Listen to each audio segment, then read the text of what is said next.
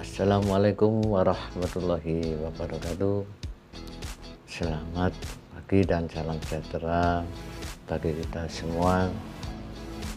Anak-anak kelas 9, selamat berjumpa kembali dalam pembelajaran bahasa Indonesia.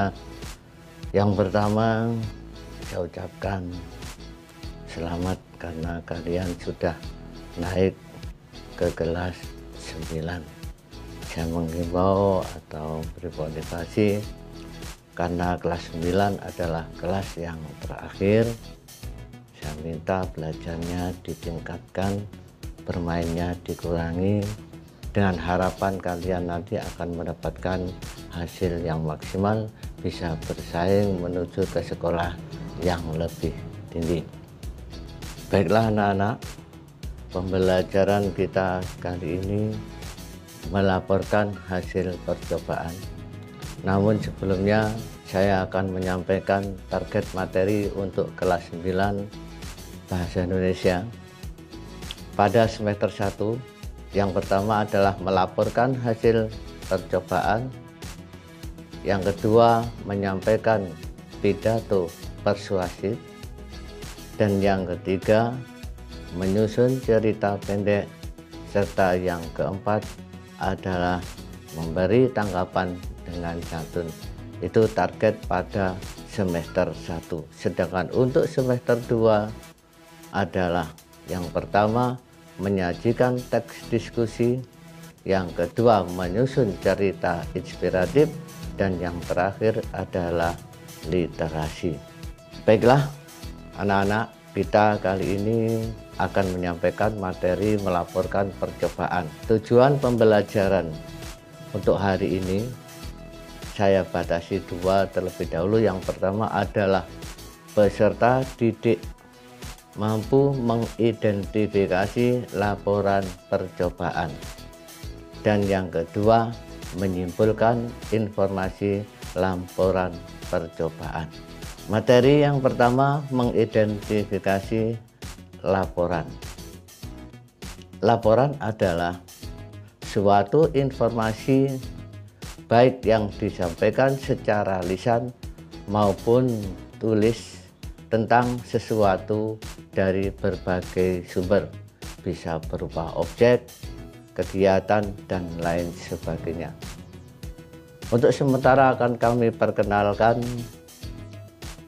3 macam laporan. Yang pertama adalah laporan observasi, yaitu laporan yang dibuat setelah melakukan observasi atau pengamatan.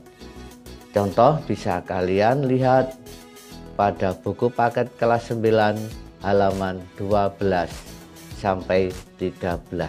Yang kedua, laporan percobaan, yaitu laporan yang dibuat setelah melakukan percobaan. Misalnya bisa kalian lihat pada buku paket laporan jaringan silem. Dan yang ketiga, laporan kegiatan, yaitu laporan yang dibuat setelah melakukan kegiatan. Contohnya adalah laporan pelepasan. Bentuk-bentuk laporan diantaranya laporan memiliki struktur yang berbeda-beda tergantung pada jenis laporan. Jadi setiap laporan yang berbeda maka kegiatannya juga akan berbeda. Yang kedua yang perlu saya sampaikan adalah laporan berbentuk eksplanasi. Memiliki struktur. Yang pertama, pernyataan umum, berisi tentang penjelasan awal tentang latar belakang, keadaan umum dari tema yang disampaikan. Yang kedua, deretan penjelas, berisi rangkaian peristiwa atau kejadian, baik yang disusun secara kronologis atau kausalitas.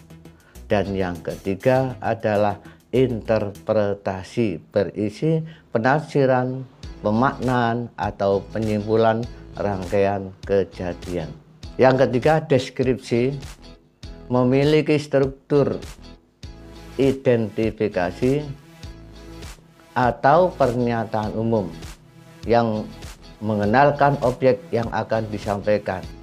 Misalnya berisi nama objek, lokasi, atau gambar umum objek. Yang kedua, deskripsi bagian, yaitu pengembangan aspek-aspek bagian dari objek yang digambarkan.